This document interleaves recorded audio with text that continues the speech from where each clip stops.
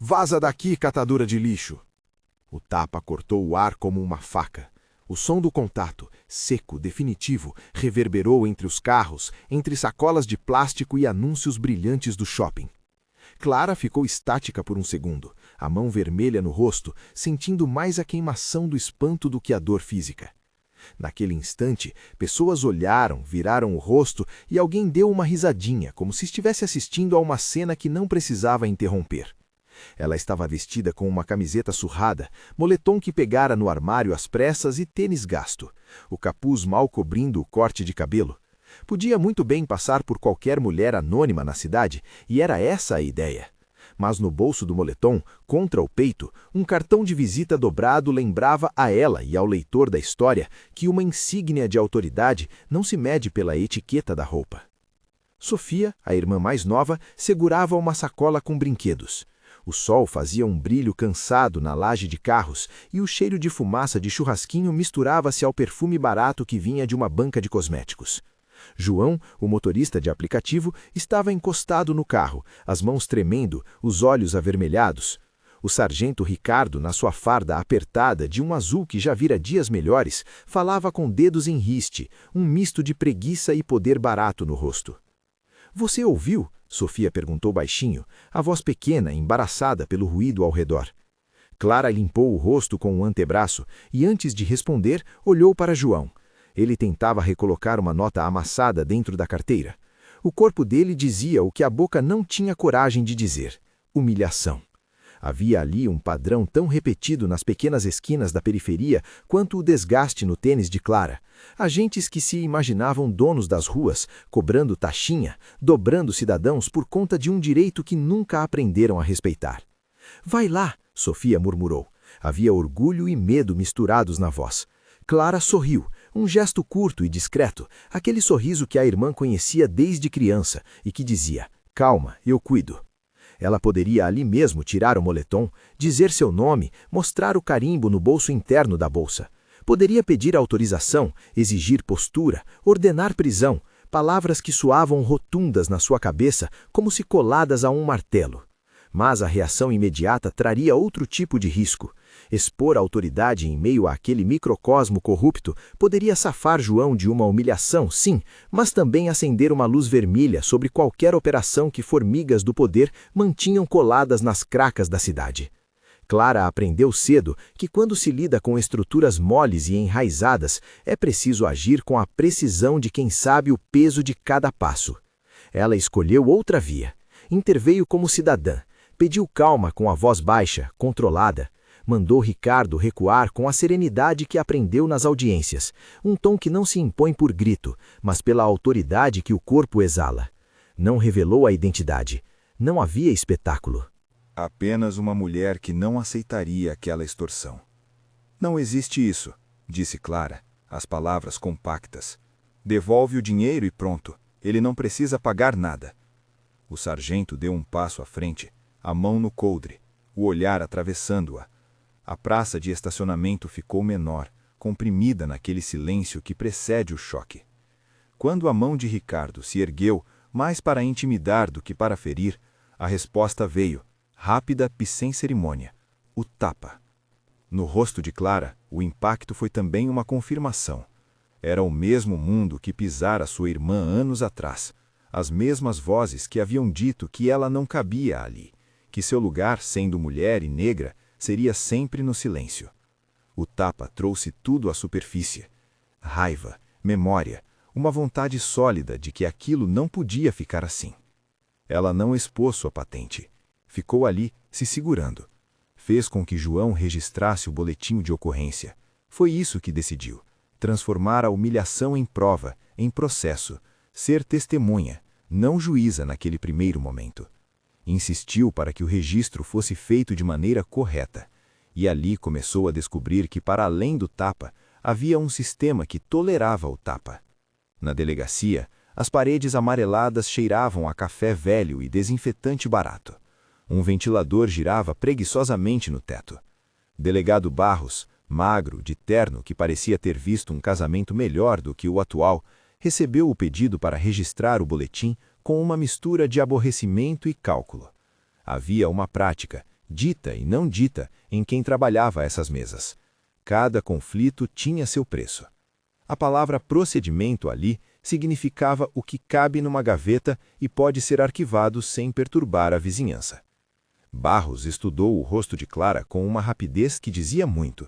Tentou identificar renda, escola, família e se esbarrou num moletom, num corte de cabelo modesto.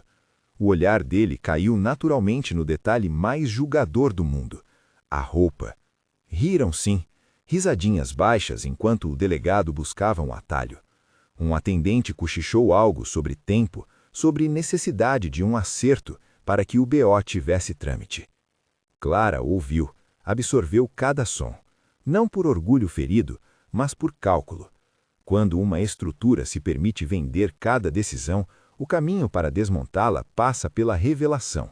Juntar fatos, autenticar provas, amarrar pessoas. A humilhação do moletom se transformou em ferramenta. O moletom escondia a engrenagem de poder que ela, como juíza federal, sabia girar. Mas só abriria aquele mecanismo quando os passos levassem a algo maior do que uma queixa. Indícios de organização, de caixa preta, de comando. Vamos fazer o registro sim, falou Clara. A voz era firme. E quero constar tudo. Não importa o que o delegado ache. Anote também que houve agressão do agente. Quero que isso vá para a corregedoria. Barros hesitou. A menção à corregedoria sempre trazia uma sombra diferente. Uma fiscalização que cutuca feridas e acende holofotes.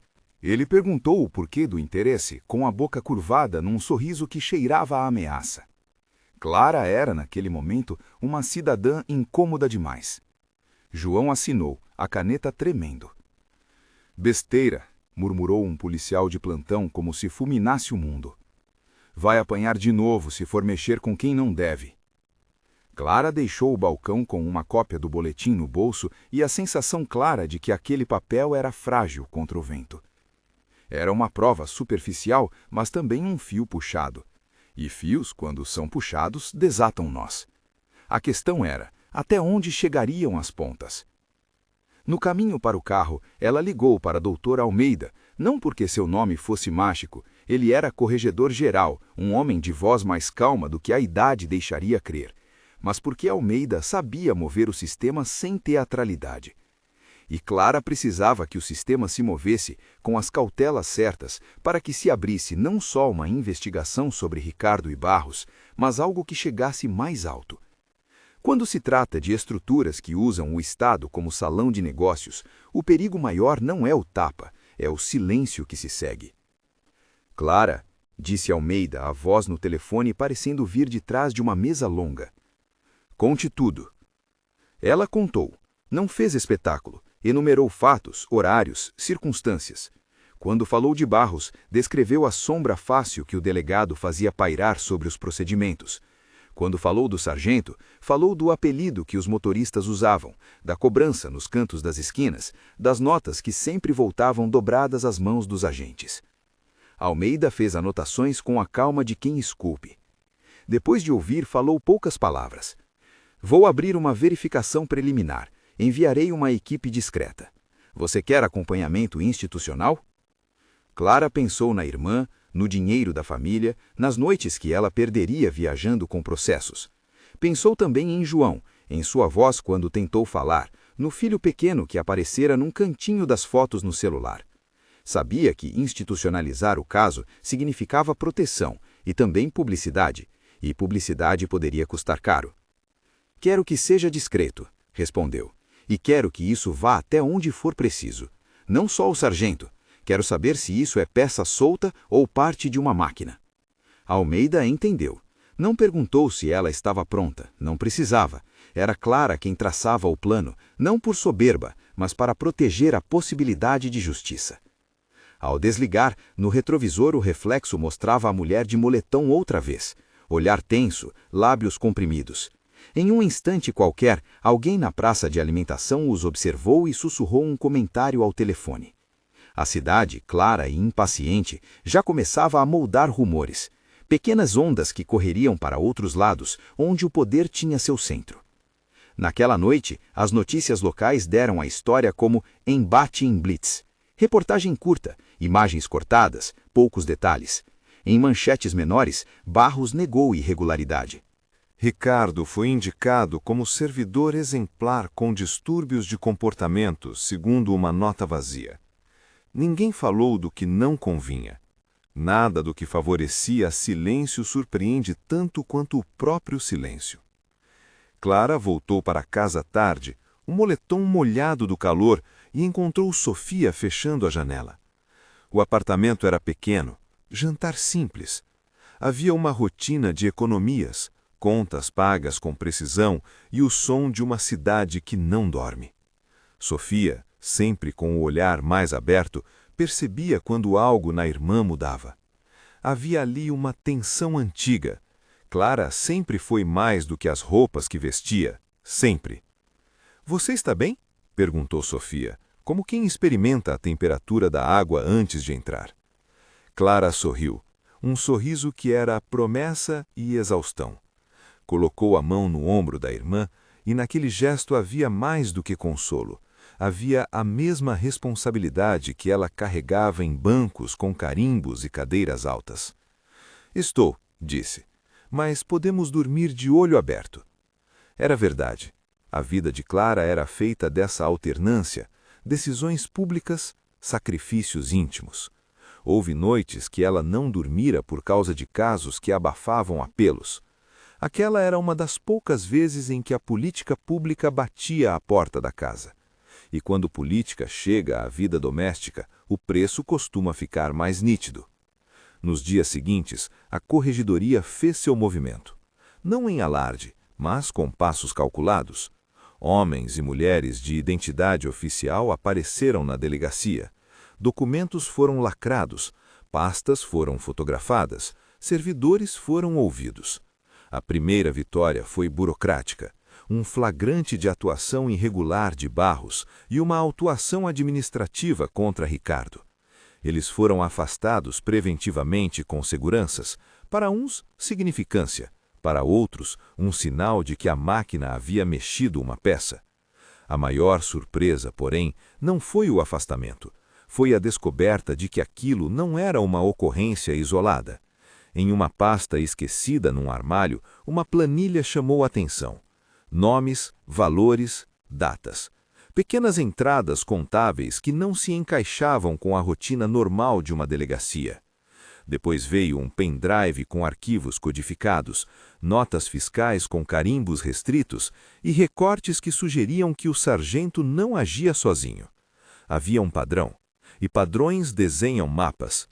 Clara assistiu às movimentações como alguém que observa um tabuleiro, calculando as jogadas. Sua função oficial naquele instante ainda era de espectadora cautelosa, uma juíza que sabia que qualquer movimento em falso poderia perder a vitória e oferecer pretexto à retaliação. Seu papel real, entretanto, começava a tomar forma. Ela era a ponte entre a investigação inicial e a possibilidade de escalar a apuração até chegar a quem realmente puxava os fios. E isso, para quem estava atrás da cortina, do outro lado da cidade, era perigoso. Foi em um fim de tarde, quando o céu tinha a cor de metal batido e as janelas já refletiam neon, que o primeiro recado claro chegou. Não por palavras, mas por atitude. Ao sair do gabinete para um compromisso público, Clara encontrou o carro de João parado ao lado de um muro com arranhões. Alguém tinha escrito com tinta spray uma palavra em letras trêmulas: vigia. Não havia assinatura. Havia, no entanto, uma mensagem implícita e fria. Ela não gritou. Lembrou-se do rosto de Sofia, do filho de João. Ligou para Almeida e pediu medidas cautelares. O corregedor respondeu com uma voz que não aceitava subterfúgios. Reforçar proteção para João, orientações de segurança para a irmã e um recado velado: não faça movimento solo. Era um aviso duplo. Havia poder suficiente para afastar instâncias locais e havia força suficiente nas sombras para responder. Clara seguiu trabalhando, como uma médica que observa sinais. Em audiência, assinou ordem simples: autorização para quebra de sigilo bancário de servidores mencionados, requerimento para perícia nos arquivos eletrônicos encontrados. Tudo dentro do rito, tudo com justificativa legal.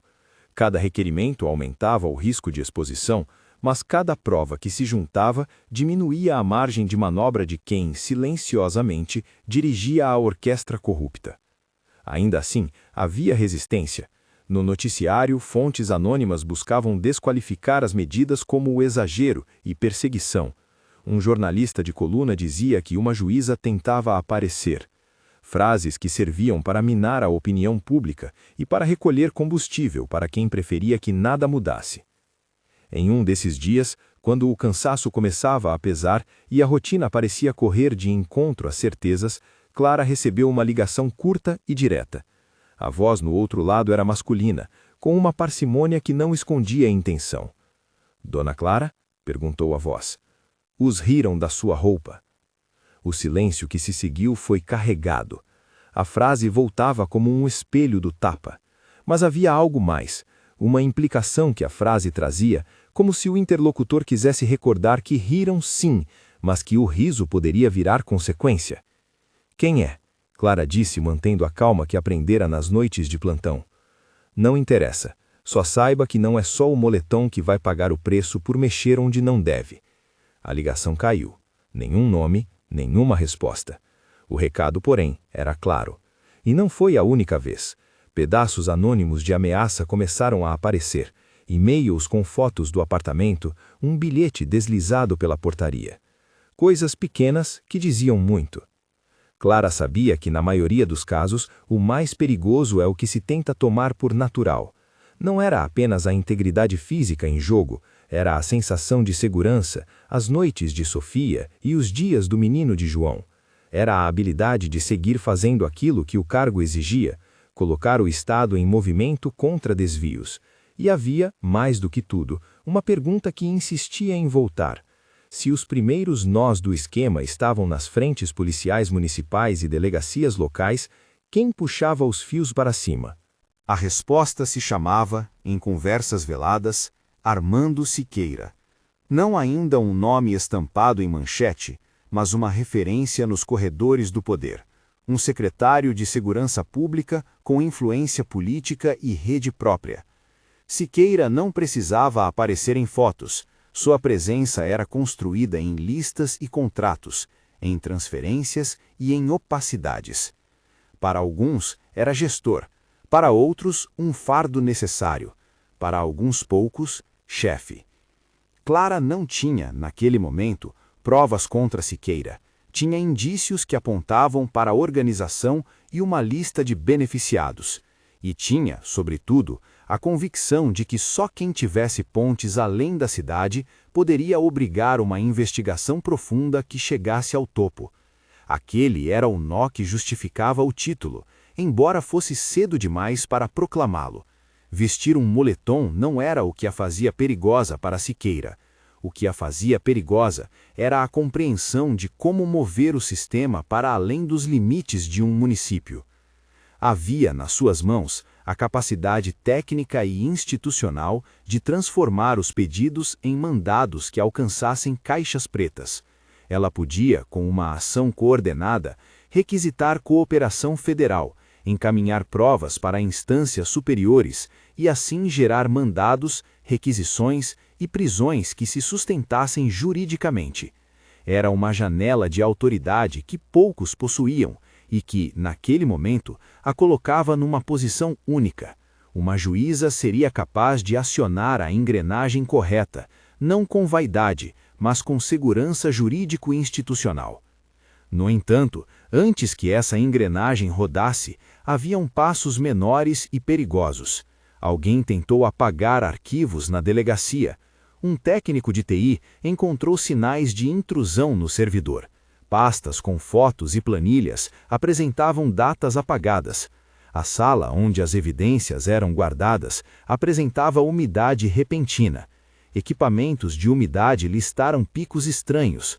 Nada parecia aleatório. Quando Clara pediu para lacrar o servidor e levar as mídias para a perícia externa, encontrou pela primeira vez desde que escolhera se disfarçar um erro calculado. Os lacres foram violados durante a noite e várias mídias estavam corrompidas. Havia cartuchos de backup intactos, sim, mas a imagem era clara. Havia alguém com acesso que não tremia em apertar um botão. A questão deixou de ser apenas pessoal, passou a ser institucional. Como proteger provas que precisam circular sem se perder? Como garantir que mandados fossem cumpridos sem que sinais de alerta fossem disparados para quem comanda a rede? A resposta, mesmo embrionária, sempre voltava ao mesmo ponto: cooperação além das mãos locais. A implicação era simples e implacável. A prisão de um secretário não se constrói sobre bravura solitária. Precisa de evidência que justifique mandados, de articulação que suporte ofensivas e de coragem coletiva que não retroceda frente às ameaças. A noite ganhou um tom mais pesado quando alguém tocou a campainha do prédio. Sofia abriu com cautela. Não havia ninguém no hall, apenas uma caixa com um bilhete. Não mexa onde não deve. A caixa, dentro, trazia uma nota de dinheiro dobrada. Era uma mensagem suja de ameaça, suborno simbólico, lembrando que as portas de alguns nunca se fecham para quem paga. Clara pegou a nota, sentiu o peso do papel entre os dedos, não pelo valor, que era ínfimo, mas pelo significado. Era um aviso de que o poder sabia agir com mãos pequenas e grandes. Aquelas mãos pequenas apavoravam pela facilidade com que penetravam no cotidiano. Ela poderia, naquele ponto, escolher a rota mais segura, arquivar o caso, devolver o dinheiro, manter a vida doméstica intacta. Poderia, como muitos antes dela, esconder o rosto e manter a rotina. Mas havia algo em Clara que, embora exausta, era constante.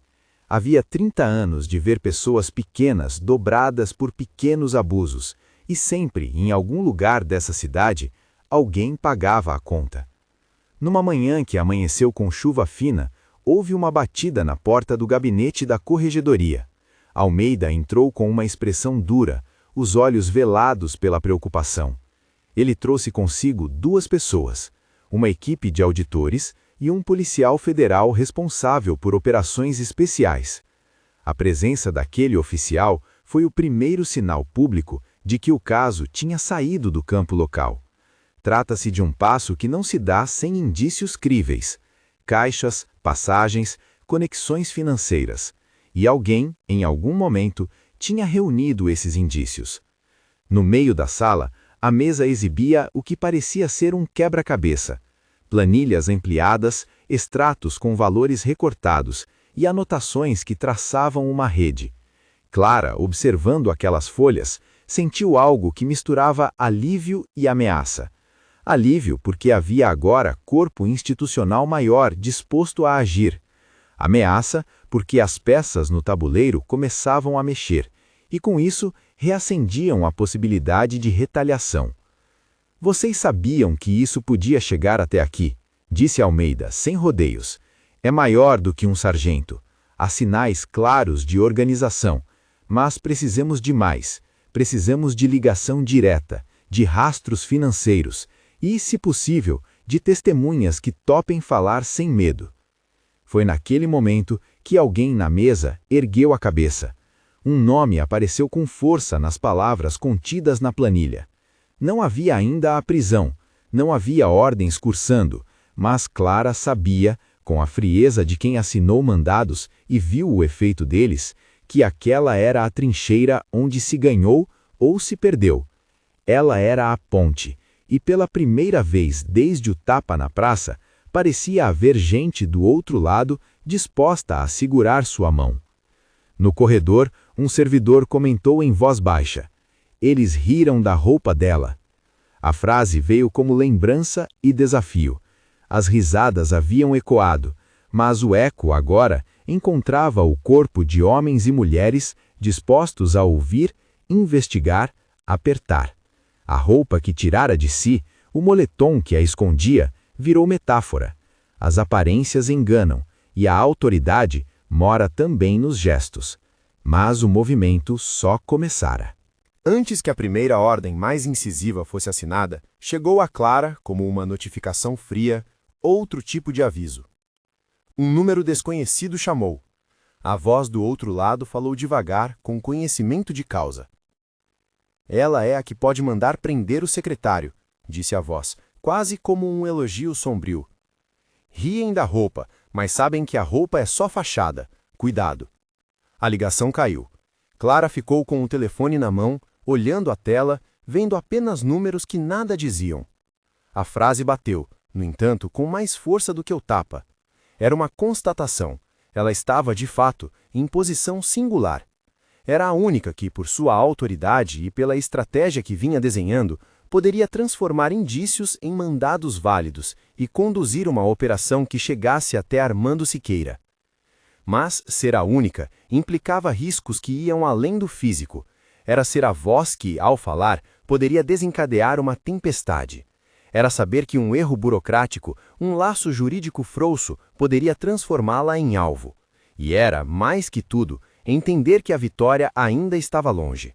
Naquela mesma tarde, a equipe efetuou as primeiras diligências. Sedes de empresas fantasmas foram averiguadas, contas bloqueadas preliminarmente e o servidor da delegacia colocado sob backup externo seguro. Pequenas vitórias. Mas, enquanto os passos se aprofundavam, havia também sinais de rebote. O jornal local publicou uma nota de repúdio de uma entidade policial, e um vereador amigo de Siqueira soltou declaração defendendo a honra dos servidores. A cidade estava se preparando para o confronto. Clara deixou a corregedoria com as mãos geladas. Deu uma volta no quarteirão antes de voltar para casa. As luzes dos postes fingiam segurança, e as sombras nas árvores compridas pareciam mãos. No bolso, o boletim do João dormia dobrado, uma prova que, de repente, carregava muito mais peso do que quando fora feito. E ela, que usara roupa simples por um dia para estar perto da irmã e das coisas pequenas da vida, percebeu que a roupa não era o que a tornava perigosa. O que a tornava era a clareza de ver que a justiça não se faz com bravura solitária, mas com tráfego de instituições, provas e coragem para conectar pontos. Quando cruzou a esquina, um homem em uma moto seguiu alguns passos atrás.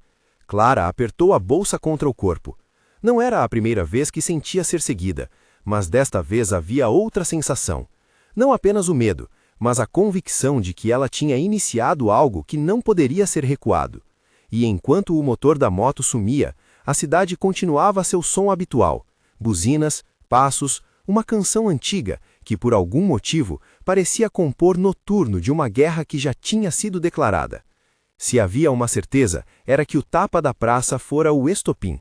O resto era trabalho metódico, passo a passo, juntando provas, alinhando instituições, amparando testemunhas. E havia também uma verdade tão incômoda quanto necessária.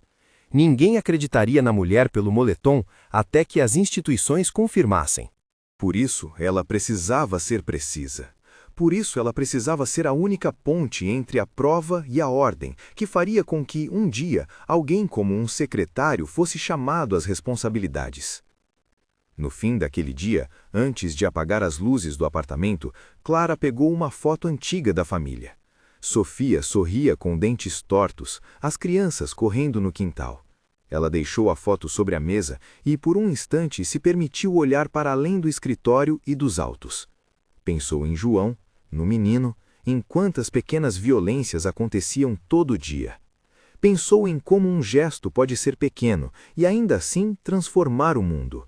E então, como quem coloca a última peça num tabuleiro, abriu o arquivo no computador que trazia do gabinete para revisar as anotações. Um nome aparecia repetido em várias planilhas: Armando Siqueira.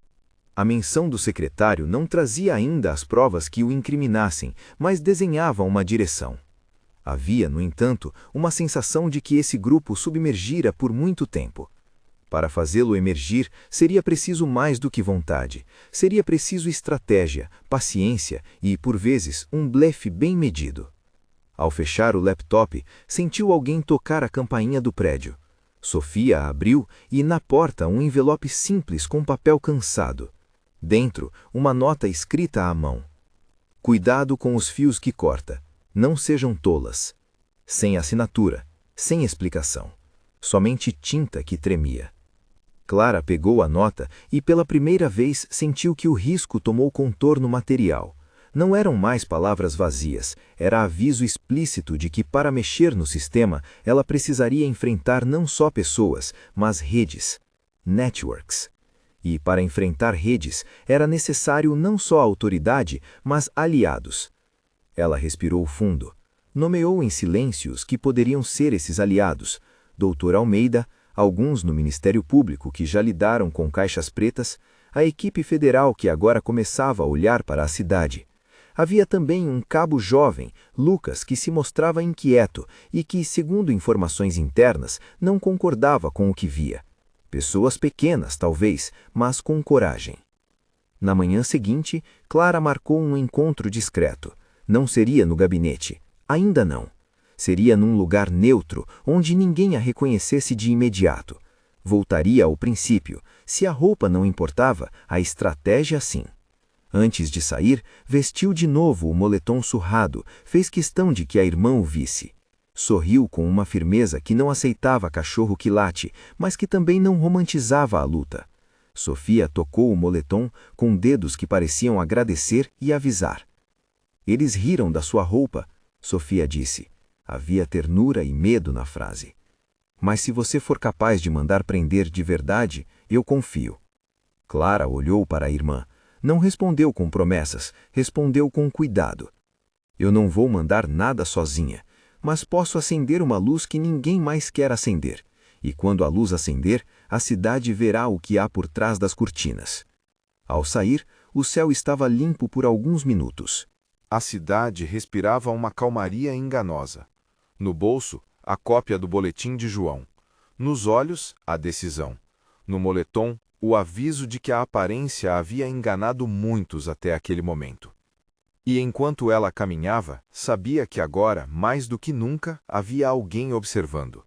Não só para golpear, mas para se preparar, para a primeira partida daquele jogo que se tornaria longo e exigente. A roupa podia provocar riso, mas a autoridade, quando bem empregada, podia ressoar além do escárnio. E isso, pensou Clara, poderia ser o começo. Se você quer ver como isso termina, inscreva-se e fique até o fim. Esta é uma história sobre como uma roupa pode enganar, e uma decisão pode mudar o rumo de muita coisa. Clara entrou no café discreto com o capuz ainda no rosto, o moletom enrolado em volta dela como uma segunda pele, confortável e aparentemente inútil. O lugar tinha aquelas mesas de fórmica mal polidas, o cheiro de café fresco e o ruído baixo de conversas que não pediam atenção. Sentou de frente para a janela, observando a rua como quem conta o tempo pelo movimento das pessoas. Não gostava de dramatizar o que vinha fazendo. Preferia que a estratégia tivesse a frieza de uma operação bem pensada. Cabo Lucas apareceu com um abraço curto, quase imperceptível. O rapaz andava numa farda fora de serviço, a mesma expressão tensa e vigilante que mostrara desde a primeira conversa. Tinha olheiras, a cidade não o deixava dormir tranquilo. Sentou, pediu um expresso e começou a falar sem rodeios. Eles perderam o medo nas delegacias, disse. Não é só a grana, é quem manda esconder, e tem quem pague para que se mantenha assim. Clara observou. O rapaz mudava as palavras quando falava de nomes e se acalmava quando descrevia rotinas. Era esse tipo de informante que precisava. Não o que curtia o drama, mas o que sabia de protocolos e de acessos. Lucas tinha trazido algo consigo. Um envelope discreto com cópias de mensagens trocadas entre números que, na superfície, pareciam apenas clientes e fornecedores. No verso, um desenho mal feito de um galpão, um endereço e a anotação, tarde, descarrega. O carro que faz as viagens de madrugada passa lá, Lucas explicou colocando o envelope entre eles. Tem gente que guarda folha de ponto, folha de pagamento. Não é aquela coisa óbvia, é logística. Se alguém achar que aquilo é só carga, vai embora. Mas se procurar onde estão os livros e arquivos, encontra outra coisa. Clara rodou o envelope entre os dedos, as marcas dos dedos no papel, a respiração de Lucas, o ruído das xícaras ao redor. Havia riscos, havia sinais de armadilha, mas havia também uma chance real de encontrar onde o dinheiro cruzava com nomes. Você pode me levar, disse ela. Não será público, nem eu vou mostrar fez um gesto vago para o moletom. A aparência a quem não deve. Você me mostra os caminhos e nós marcamos uma forma de proteger a prova. Lucas apertou a cadeira com as 2 mãos por 1 segundo. Depois, assentiu. Tem um esquema de turnos. Às quartas à tarde, entra uma equipe menor. Se você quiser ver de perto, podemos ir assim, disse, a voz baixa. Mas, se for só olhar, é melhor documentar. Câmera, gravação. Não dê espaço para interpretação. Clara tinha previsto tudo isso. Havia nos dias anteriores uma pequena operação de prevenção. Um pendrive com software de captura foi enviado para Lucas com instruções de como gravar e sincronizar sem levantar alerta. Nada de streaming público, era criptografia direta para um servidor seguro, com acesso restrito a Almeida e ao policial federal que havia aparecido na corregedoria. O objetivo era ter um fio direto que, caso acontecesse qualquer coisa, deixasse registro inquestionável. Eu não quero confronto, disse Clara. Quero provas que sustentem mandados. Quero que, se houver intervenção, ela seja legal e implacável. Você me traz o galpão, eu organizo para que, no horário certo, haja alguém com um mandato de busca e prisão pronto para agir. Não estou pedindo que você zombe do seu juramento. Estou pedindo que você se proteja. Lucas respirou fundo. A expressão dele era de quem carregava algo entre dever e medo. Sou só mais um cabo, mas eu cansei de ver gente fingir que é cega. No final da tarde seguinte, com o céu pesado e a cidade quase silenciosa pelas chuvas esparsas, Clara, Lucas e um pequeno grupo de técnicos chegaram ao lugar marcado. Uma construção cinzenta nos limites do bairro industrial, portões com ferrugem e placas sem identificação. Havia no ar aquele cheiro de metal e óleo que se cola nas roupas. O motorista do carro, um homem que só foi identificado por Lucas, ficou alguns metros atrás, pronto para voltar a qualquer sinal de problema. A entrada do galpão era larga e desorganizada, com caixas empilhadas e paletes. Da parte de dentro vinha um som abafado, como de pessoas falando baixo, e o estalo ocasional de embalagens. Lucas conduziu Clara por corredores improvisados, apontando pequenas anotações nas paredes e números rabiscados. Em certo ponto, um monte de planilhas, arquivos e pastas estava escondido sob lona, e um armário metálico apinhado mostrava sinais de uso recente. Aqui, disse Lucas, é onde eles deixam documentos que não cabem na contabilidade oficial. Fazem 2 controles, um para quem precisa ver e outro que fica trancado. Clara não tocou nada, pediu calma e organizou o passo seguinte. Posicionou Lucas com o celular em modo de gravação, a criptografia já ativa, e instruiu-o a tocar o armário de maneira não suspeita, como se procurasse algo. Lucas fez isso e a câmera começou a transmitir pequenos fragmentos para o servidor seguro. Nada público, nada sensacional, apenas fatos, voz e imagens que poderiam ser usadas em um juízo. O trabalho parecia rotineiro, até que, de trás de um monte de caixas, surgiu um homem alto, com expressão fechada. Não estava ali por acaso. Alguém no galpão percebeu movimentação. Em segundos, figuras apareceram. Olhos frios, mão em bolsos que podiam abrigar algo maior que a vontade de falar. Quem é essa? Rosnou um homem com uma cicatriz na sobrancelha. O clima mudou, de investigação discreta para corpo a corpo tenso. Clara não mostrou surpresa. Sua voz permaneceu baixa, calculada. Eu sou uma interessada, disse. Posso aguardar? O homem aproximou-se e, num gesto brusco, empurrou Lucas contra uma pilha de caixas. A resposta foi rápida e desordenada. Homens surgiram com facas curtas, outros empurravam. Era claro que o galpão não era só depósito de papel. Havia uma outra carga. Homens preparados para defender segredos. Clara percebeu a armadilha. Aquilo não era um simples local de armazenamento. Era um abrigo, talvez um apronto para intimidar quem chegasse. Sentiu que o tempo se comprimiu. Podia ordenar recuo? Era plausível. Firmou, porém, uma decisão: manter a calma e, ao primeiro sinal de escalada real, acionar o servidor. Havia uma vantagem. A transmissão criptografada já estava em curso e o áudio captava vozes e gestos. Se fosse preciso bluff, seria preciso acreditar nos próprios passos. Um desses homens tomou Clara pelo braço e empurrou, bem mais rude do que necessitava. Sofia, longe, lembraria depois da sensação de impotência que a ocorreu em ondas. Mas, naquele instante, Clara sentiu a mão quente e firme do destino. Não para um herói invulnerável, mas para uma pessoa que havia orquestrado passos para transformar aquele contato em prova. "O que vocês acham que tem aí?" perguntou o líder do lugar, aproximando o rosto do dela com perfume barato e hálito de bebida. "Tem alguém patrocinando suas visitas?" A resposta não merecia pergunta.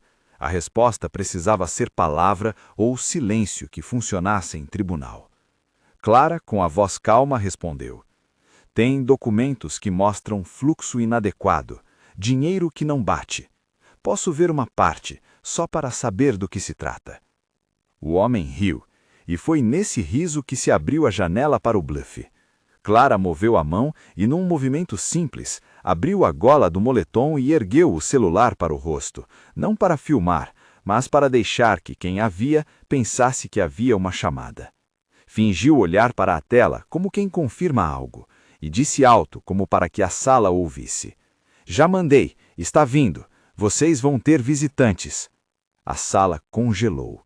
O líder cerrou os olhos. Alguns homens trocaram olhares. A tensão era aparente, um escudo frágil entre a razão e o perigo. Clara havia provocado a dúvida que precisava habitar aquela casa. E por alguns instantes que pareceram horas, a dúvida funcionou.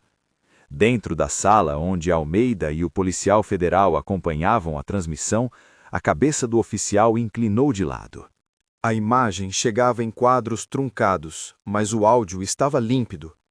Almeida olhou para o oficial e disse poucas palavras. Haviam procedimentos em curso. A equipe já havia reunido indícios suficientes para justificar um pedido célere de medidas cautelares. O policial federal digitou um pedido de ação urgente, anexando as imagens que chegavam em tempo real. Um juiz, do plantão, recebeu a petição. Em questões de risco imediato, o sistema tinha mecanismos de agir, e a apresentação de dados contemporâneos, atualizados por gravação que documentasse ameaça e resistência, dava margem para medidas de proteção e mandados. Procedimento a ser seguido, sim, mas a urgência de um local com risco de destruição de provas e ameaça a testemunhas justificavam a atenção. No galpão, uma voz mais velha sussurrou: "Ligaram a quem?" O líder, impaciente, ordenou que tratassem de calar a cena. Foi nesse momento que Lucas, percebendo que a situação escapava de controle, escorregou um botão de alarme no seu aparelho. Era um gesto simples, feito em coordenação com o técnico do servidor. Acionar a gravação, inserir marcadores temporais, enviar fragmentos codificados para uma cela segura. Não era um chamado policial público, era um envio para um canal que Almeida e a equipe federal vigiavam. Quando os homens do galpão perceberam que algo estava errado, que a voz do telefone que Clara segurava soava parecida com uma conexão com outro mundo, a agressividade subiu. Um dos homens se aproximou demais, empurrou Clara, quase a derrubando no chão. A cena ficou feia, vozes altas, objetos que caíam. Um homem tentou arrancar o celular do bolso dela. Clara segurou firme, não era a hora de desistir. Foi então que, como na narrativa de um golpe de sorte articulado, um carro escuro arrancou na rua. Havia, porém, mais do que um único carro. O movimento externo era o resultado de uma operação que havia sido autorizada minutos antes. O policial federal, com o pedido em mãos, e o juiz de plantão confiante nas provas que chegavam, havia acionado um pelotão de apoio. Eram profissionais preparados para tornar efetiva uma prisão cautelar, com base em elementos de risco e indícios de organização. Dentro do galpão, a chegada dos agentes foi vista como o som de botas no asfalto. A operação entrou como quem fecha uma porta que deveria estar aberta. Homens tentaram correr, alguns conseguiram escapar pelos fundos, outros foram contidos. O líder, percebendo que perderia terreno, tentou resistir com a mesma fúria que tinha usado para intimidar. Mas a presença organizada da força pública mudou o curso. Escoltas, ordens, algemas que clicavam, vozes que não pediam, mas ordenavam. Em minutos, o que era tensão virou legalidade em execução. Armando Siqueira não estava pessoalmente no galpão quando a operação entrou, e isso não era surpresa. Essa era, em parte, a razão por que a investigação precisava de passos firmes. A captura de aliados e a apreensão de documentos forçariam o circuito a tremer. Mas a grande notícia veio dias depois, quando, a partir de dados encontrados nas planilhas e cruzamentos bancários acessados com ordens judiciais, a equipe da Polícia Federal identificou contas e movimentações que apontavam diretamente para empresas de fachada ligadas ao secretário. Havia ligações indiretas por nomes de testa de ferro e contratos simulados. A investigação, que começara com um tapa na praça e um moletom surrado, agora tinha um mapa de uma máquina. Quando a ofensiva se concentrou em Armando, a técnica foi a mesma que havia guiado todo o processo: provar, pedir, justificar. Havia relatórios de perícia, testemunhas com proteção, gravações, extratos e o trabalho de inteligência que ligava caixas pretas às saídas de dinheiro. Com esse conjunto, um pedido fundado de prisão preventiva foi instruído. Um juiz competente, diante do quadro de riscos à investigação e de risco de obstrução, expediu os mandados. Não fora vontade única de Clara, fora empilhamento de elementos que garantiram a legalidade da medida. A notícia do pedido e da expedição do mandado atravessou a cidade como um vento forte. Manchetes apareceram com cautela. Operação investiga suposta rede de corrupção na segurança pública, diziam os portais. Nas conversas de corredores, havia uma mistura de surpresa e incredulidade. Muitos que riram da roupa e aqueles que haviam rido mais alto no estacionamento, agora assistiam a algo que desconcertava seus próprios sentidos. Quando a equipe entrou no prédio onde Armando mantinha parte de sua rotina de trabalho, não houve aquela cena de excessos cinematográficos. Houve burocracia. A campainha, a apresentação das ordens, a revista e a leitura do mandado de prisão. Armando, ao perceber que a rede apertava, tentou trilhar dois caminhos que sempre são comuns: o rótulo de vítima de perseguição e, ao mesmo tempo, o pedido por tempo para reorganizar defesas. Mas os fatos falavam mais alto. Havia extratos, contratos e testemunhas. A prisão ocorreu de forma legal, com notoriedade contida e com a segurança de que o caso teria sequência. No dia seguinte, a cidade acordou com repercussões. Alguns grupos pediram calma, outros celebraram antes da hora. Em uma praça, motoristas que tinham sofrido as extorsões viram a notícia com olhos atentos. Para João, que havia sido humilhado naquela blitz, a imagem posterior era de alguém que fazia parte do começo de algo maior. Clara, quando soube do andamento e da prisão, sentiu uma mistura de alívio e responsabilidade. A vitória não era final, era só um capítulo. Sabia que, prendendo termos chaves da rede, novas faces e novas resistências surgiriam. A repercussão trouxe também reação. Pessoas próximas a Armando soltaram comunicados, tentaram desqualificar as medidas e insinuaram perseguição. Alguns jornais buscaram perfis que pudessem desqualificar Clara. Juíza que se veste como cidadã, insinuavam. Era previsível que quem viesse de cima tentasse pulverizar a credibilidade de quem puxava fios. Clara já sabia que no teatro da política, informação é arma e desinformação é escudo. Enquanto o processo seguia, as investigações se multiplicaram em frentes: análises de balanços, perícias digitais, acordos de colaboração premiada que apareceram quando pequenos agentes, pressionados, decidiram abrir bocas. Barros, o delegado afastado e pego inicialmente nas diligências, encontrou na colaboração uma saída que acelerou explicações e trouxe nomes. Ricardo, o sargento, viu sua rotina desmoronar entre medidas administrativas e processos criminais. E por onde as peças caíam, nomes surgiam, alguns convencidos, outros negligentes. A cidade, por sua vez, começou a observar com atenção a complexidade que havia sido escondida por risadinhas e termos de que isso sempre foi assim.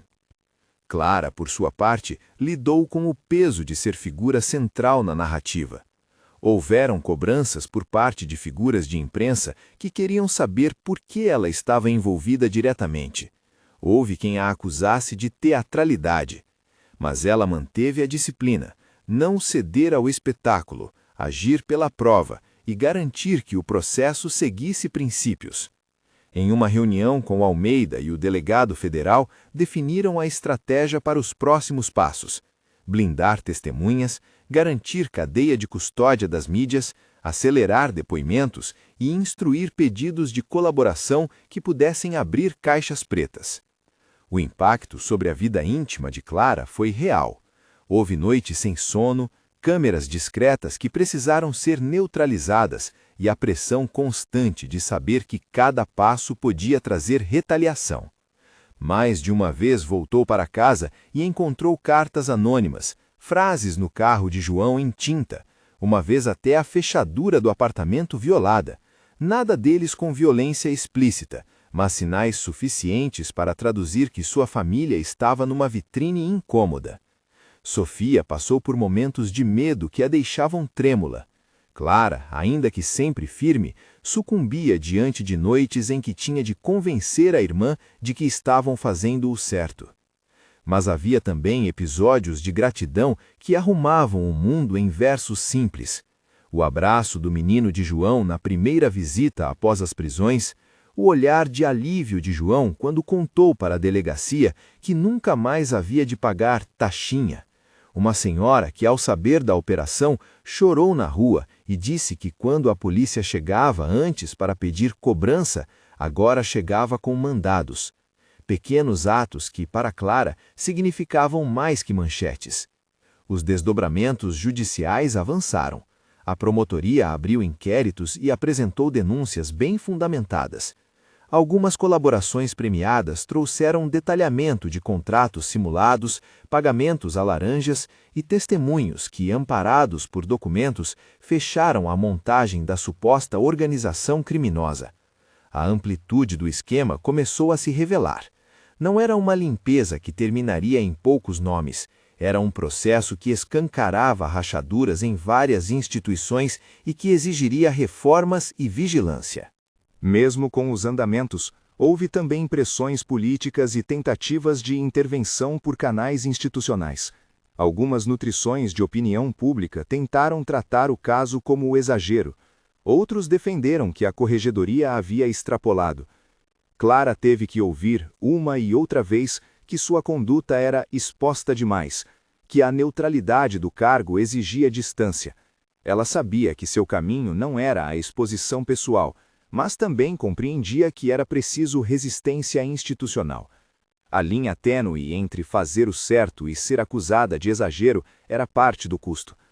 A queda de Armando foi, por fim, concretizada quando a Polícia Federal cumpriu o mandado de prisão preventiva.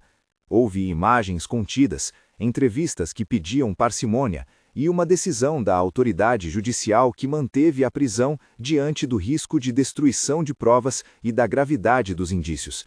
A defesa alegou inocência.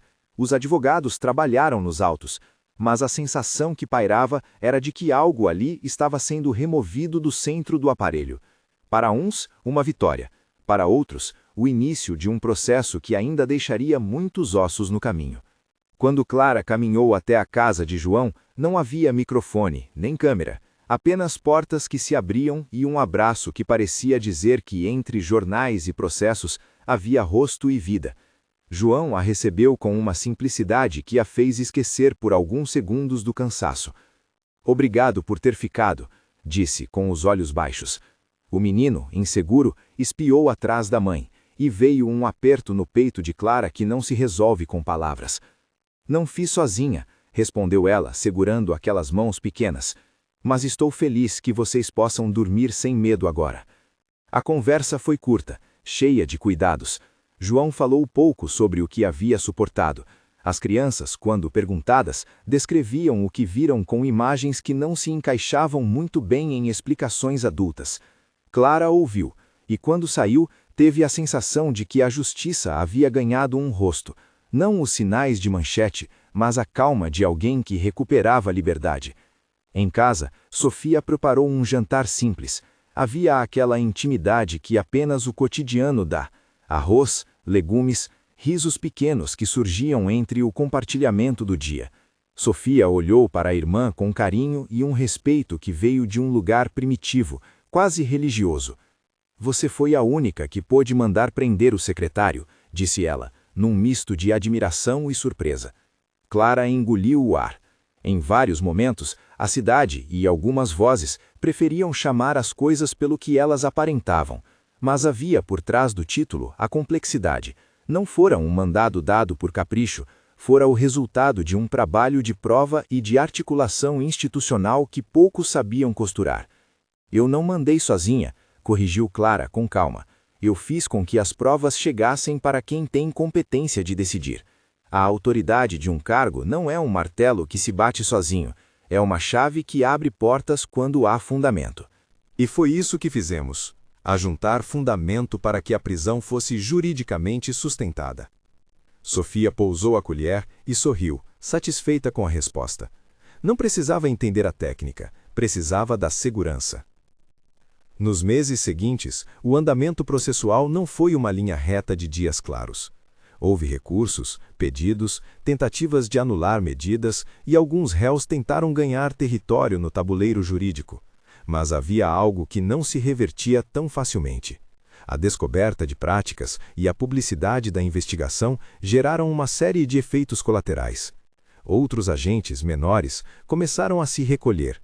Pessoas que antes se omitiram agora sentiam que falar era uma opção. Vítimas viram que denunciar poderia de fato desencadear um movimento. O medo de retaliação ainda persistia, mas menos. A cidade, lentamente, passou a olhar diferente para suas ruas. Clara, no entanto, sabia que as prisões e as manchetes não eram um conserto definitivo. Em uma reunião com autoridades da segurança, Almeida observou de forma direta: tiramos alguns nós, mas a máquina é ampla. Se não mudarmos processos, quem está embaixo coloca outros ocupantes nas cadeiras de sempre. Precisamos de transparência nos contratos, alternância de chefias, controle de acesso. Do contrário, prendemos e em seguida vemos novos modelos surgirem. As palavras de Almeida cortaram o ar. Clara assentiu. A luta por justiça não era um gesto heróico, era trabalho contínuo de reestruturação. Mandar prender, no sentido do título, foi um episódio importante, simbólico, mas não era um fim. Era o começo de muitos outros passos. Um ano depois, Clara participou de audiências públicas sobre integridade institucional. Havia no auditório cidadãos que assistiram às primeiras fases do processo. Havia também pessoas que, de algum modo, mantiveram o trabalho. As mudanças administrativas começaram a surgir. Padronização de registros, perícias independentes para arquivos digitais, protocolos para a proteção de testemunhas e, sobretudo, um espaço maior de fiscalização. Nada perfeito, mas diferente do que existia antes. Numa tarde chuvosa, voltando do tribunal, Clara encontrou João na esquina. Ele vinha com o filho no colo, um sorriso largo, como quem sabe que pequenos gestos mudam rotinas. Pararam para conversar, minutos que tinham o peso do que a justiça implica na vida das pessoas. Ainda bem que você apareceu naquele dia, disse João com voz rouca. Acho que se não fosse você... Clara sorriu e respondeu com a simplicidade de quem sabia que o crédito era coletivo. Você teve coragem de registrar. Eu apenas ajudei a transformar o registro em algo que não sumisse numa gaveta. Mas a coragem foi sua. No fim do dia, Clara e Sofia se acomodaram no sofá. O moletom surrado já não era só tecido, era memória. Sofia encostou a cabeça no ombro da irmã como quem devolve a paz que pôde sentir. Você arriscou muito, disse Sofia. Tem noites que ainda acordo pensando se deveriam ter sido diferentes. Sempre arrisco, respondeu Clara. Mas não existe justiça sem risco. E também não existe justiça sem cuidado. Não é um bilhete único que resolve, é uma série de pequenos atos, um procedimento aqui, uma prova acolá. Cada um tem seu passo. Sofia suspirou, e por um momento a cidade lá fora foi apenas um rumor distante. As luzes se apagaram aos poucos. Clara pensou nos meses anteriores, no tapa, no moletom, no galpão, nas planilhas. Pensou nos nomes que haviam surgido e também nos que ainda poderiam aparecer. Pensou em quantas pessoas, como João, carregavam a sensação de que nada os protegeria até que alguém ousasse colocar a máquina em movimento. A história, que começou com risadas, foi se convertendo em registros, perícias e ordens judiciais. E no centro dela, a roupa, o moletom, havia funcionado como metáfora e proteção. Clara nunca buscara glamour, buscara apenas que os mecanismos da lei fossem usados com diligência. O título que acompanhou tudo, aquela frase cortante sobre rir da roupa e o poder de mandar prender, tinha eco porque mostrava a contradição entre aparência e capacidade. No final, a cidade não foi milagrosamente limpa. Políticas antigas resistiram e novos desafios surgiram. Mas havia também sinais de esperança. Um deledrado que, depois de perder as cadeiras de comando, procurou reciclagem. Um sargento que, preso, resolveu colaborar. E pessoas que, vendo que o sistema pode funcionar, decidiram investir em cidadania. Para Clara, isso bastava para continuar acordando. Antes de encerrar, ela guardou um último gesto. Enviou uma mensagem para Lucas agradecendo e pedindo cuidados. O cabo respondeu com um emoji simples e a frase curta: "A cidade lembra, eu lembro." A lembrança ali não era pequena, era ponte entre vidas que se cruzaram por causa de um tapa mal dado e de uma decisão de não se calar. À noite, na janela do apartamento, Clara olhou as luzes. Há sempre uma linha tênue entre medo e coragem, entre exposição e prudência. Mas havia também a crença de que, quando bem usada, a autoridade pode ser uma ferramenta de proteção. Ela lembrou do dia em que tirou o moletom pela primeira vez na casa para que Sofia visse o gesto. Lembrou do tapa e de como esse ato desencadeou algo que, embora perigoso, mostrou que a cidade ainda tinha pulsos de justiça. Se alguém perguntasse se ela tinha prazer em ser quem era, uma juíza que um dia vestiu moletom para andar entre as coisas pequenas, Clara responderia que não era prazer nem espetáculo, era responsabilidade. Era saber, com a clareza que o moletom escondia, que havia um papel institucional que podia abrir portas e que, quando bem usado, podia transformar medo em processo. Na madrugada, quando tudo parecia mais calmo, ela pegou o boletim do João do bolso e o colocou no arquivo da gaveta. Era um lembrete de que cada caso tem rosto, de que cada rosto tem família, e que a justiça tem, afinal, a cor das pessoas que a pedem. E enquanto as luzes da cidade apagavam e acendiam, ela sorriu para o pequeno ritual. O moletom no cabide, pronto para um dia comum que, vez ou outra, precisa se tornar extraordinário para que outros possam dormir sem medo. Se você ficou até aqui, conte nos comentários se já viu algo parecido na sua cidade. Compartilhe experiências. E se esta história tocou você de alguma forma, inscreva-se no canal para mais relatos que mostram como a coragem individual e a ação institucional podem juntas fazer a diferença.